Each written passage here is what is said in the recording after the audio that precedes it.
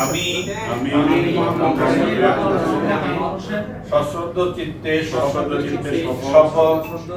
করিতেছি যে আমি আইন অনুযায়ী চাকসু নির্বাচন 2025-এর নির্বাচন কমিশনারের পদে